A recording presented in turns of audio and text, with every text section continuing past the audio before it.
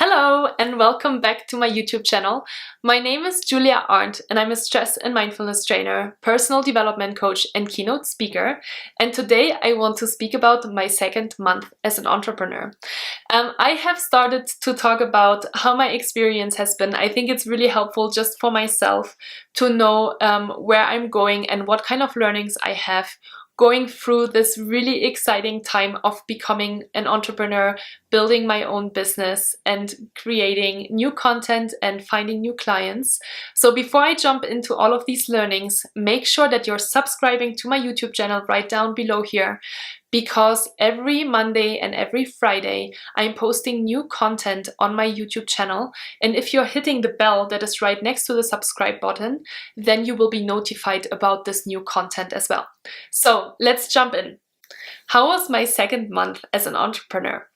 So I can't actually believe that it's only been 2 months that I've been self-employed. So many things are going on and there's so much stuff to do on a daily basis that I feel like I've been self-employed for many more months than this.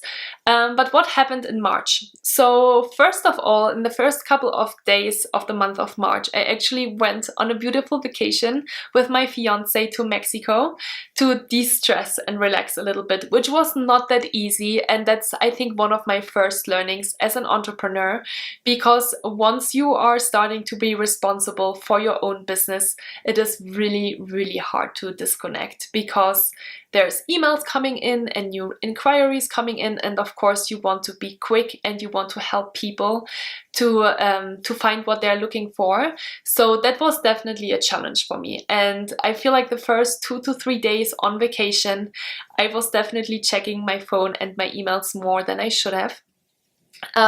Because I just got started, and I think that's okay, you know. For anyone else that is going on vacation maybe once or twice a year in order to disconnect from work, I would highly recommend to put in an out of office notification on your email, and maybe even leave a new voicemail on your phone so people know that you're on vacation. And the more personal usually you make it, the more people are understanding. So if you're saying, hey, I've been working really hard for the last 6 months and I'm taking a week off to de-stress, people will understand. I did not do that this time around because it's only been 2 months and I wanted to be available for my clients. So that's what I did. But I would say towards the end of the week that we stayed in Mexico, I could definitely relax. It was more over the weekend, so I knew that a lot less content and a lot less emails are coming in. So that was great.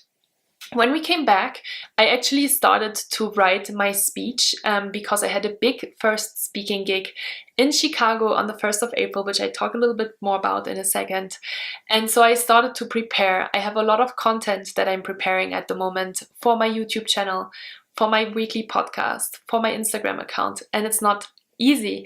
There's so much stuff to do and so many things to learn as well, right, from a technical perspective.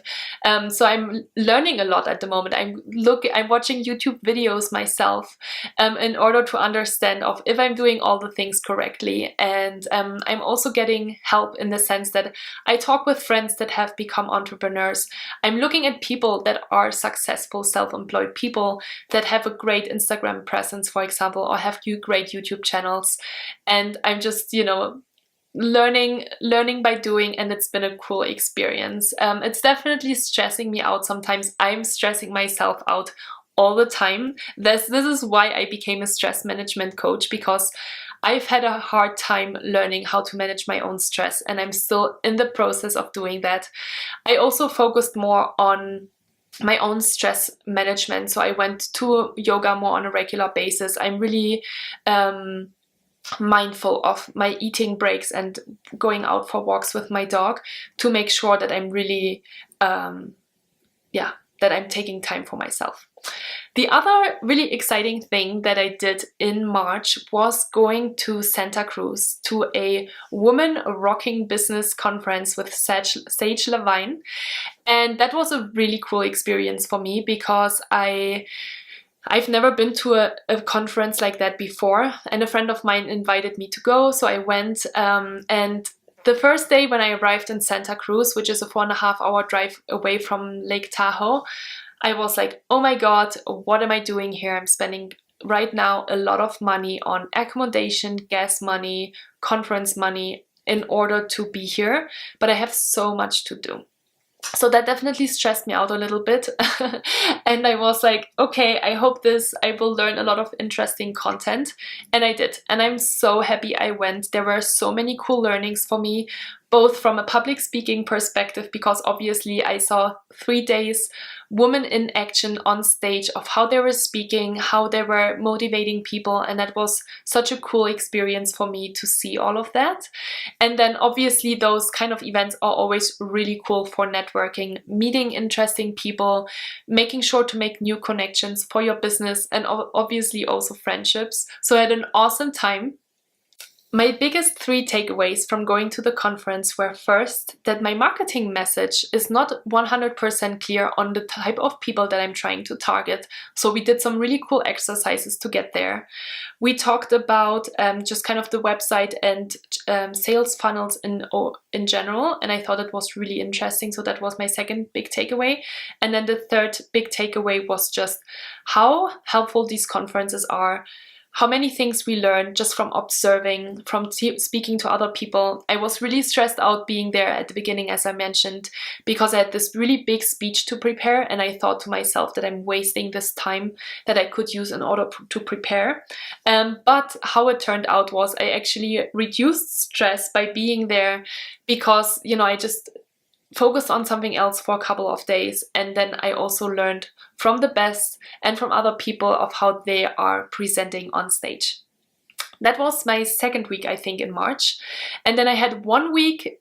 Did I have 1 more week? I think I had 1 more week to prepare before going to Chicago for my first big talk at Google. And that was a really stressful week. I had a couple of big things going on. I wanted to make sure that the speech that I'm giving is super solid. And then I also had a really good friend of mine, and at the same time my photographer and videographer, coming into town from Argentina to be with me and to help me create really awesome pictures, help really cool videos for my YouTube channel, but also come with me to Chicago to be there for me, to take pictures and video material, testimonials, and so on. So it was pretty stressful because I had to do all of the things that I just mentioned in terms of continuing to create my content for my Instagram account, for my website. That means podcast episode, newsletters, blog posts. There's a lot of content that I'm creating at the moment, and don't underestimate the time that you have to spend to do that and to create really qualitatively high content. So the way of how I did that was to really, I guess, schedule my day and make sure that I know when I wanted to do what and how to prioritize, right? So for example, I'm posting a podcast every Monday, and it's really, really important for me that it is on time, up on Monday. So my listenership is you know, has their podcast ready to go on a Monday morning. So I'm prioritizing in that regard. And then one of the most important and at the same time most difficult things for me was to not only write my speech but also practice it. I think there's like really a couple of different stages when you're preparing a speech, from thinking about your audience and the message that you want to deliver. Then you create your intro, your main part, your outro. I also created slides. And I also set myself the goal that I'm pretty close to knowing my intro and outro by heart, just to bring the message that I wanted to bring across over really precisely. And I get sometimes nervous because I'm not, you know, English is not my first language. And so when I'm starting to get stressed out and nervous, I forget words and I'm just, you know, figuring out things. So I really set myself the goal that I wanted to know really well what I'm speaking about, and I want to practice. And I did that. It stressed me out no matter what, like on a daily basis. And yeah, it went really awesome. And you will hear more about how it went in my April review of my third month as an entrepreneur. So I will not take that away just yet, but maybe a couple of thoughts and things that I learned as as a self-employed person, but also as a stress management coach. So as I mentioned, when I went to the conference, I think a couple of really interesting things happened there. I really learned that I'm feeling a little bit overwhelmed, honestly, right now, being a business owner and creating all of these things, because I'm trying to do everything at the same time. And that's not the best approach. So I am really trying to be a lot more clear now on what I want to do next, what is the most important thing, and I try to focus my energy around that part. So for example, in April and May, that will mean that I'm actually working on a really cool 8-week online program on stress management. And I am trying to focus less on business development, new customer acquisition, content creation, and so on. So that is one of the biggest learnings. And then the other thing from a stress management perspective is that I need to work out more. You're going to start holding me accountable now, because I'm putting it out in the world. I need to take more time for myself. I need to go to my yoga classes. I want to go for runs again. But we've had a lot of really bad weather in Tahoe. It's been cold and rainy and snowy, and it was really hard, on top of all of the things that I had to do, to take time for myself. And so I need you to hold me accountable next, in order to make sure that I'm really doing that on a regular basis. So that's all I wanted to share with you today. I hope that maybe you learned a couple of things from my learnings of my second month as a business owner. And if you have any questions, or if you have any tips for me on how you managed your business in the first couple of months, and the things that maybe I should pay attention to, let me know. I would love to hear from you. Talk to you soon. Until then, bye. Julia.